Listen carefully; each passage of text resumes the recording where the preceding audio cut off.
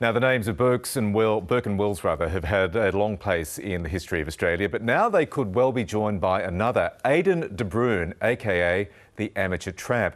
He's said to have been the first person to walk around the entire perimeter of Australia 100 years ago, unaccompanied and unassisted. His story is now being shared by his great-granddaughter, Melanie DeCull. I caught up with Melanie earlier from her home in Perth.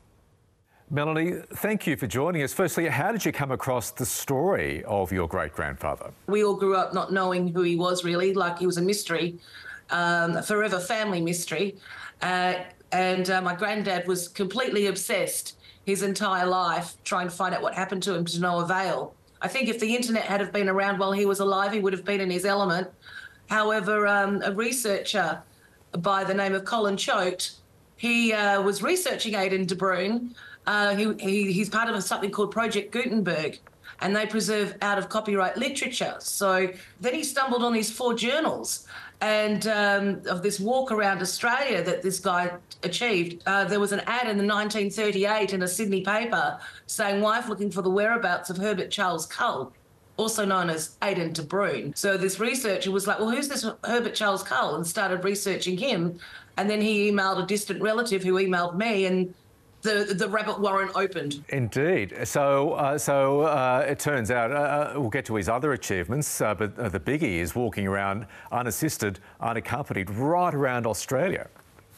Indeed. And the bet was it was meant to take a year. He lost the bet. It took him 2.5 years. But the point here is that he survived.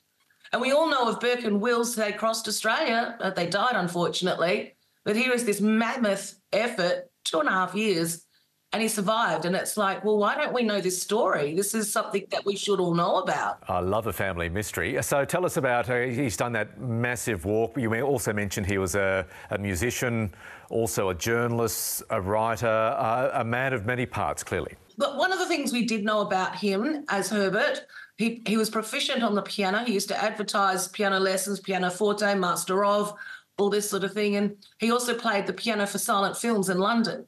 And that's pretty much it, all that we know. What does it mean to you and your family to have pretty much solved this puzzle about your great-granddad and learning about his achievements? I'm still trying to work out how I feel exactly, but it's amazing. So many people have family mysteries, stories, and never get the answer. They try as hard as they may. And I personally sit back and I go, whoever would have thought? Clearly a great Australian. Melanie, thank you so much for telling us all about your great-grandfather. No worries. And that walk he finished in 1924, right? At the moment, it's lining up. March this year is 100 years since he completed the walk. And, yeah, pretty significant. Significant anniversary. Melanie, thank you.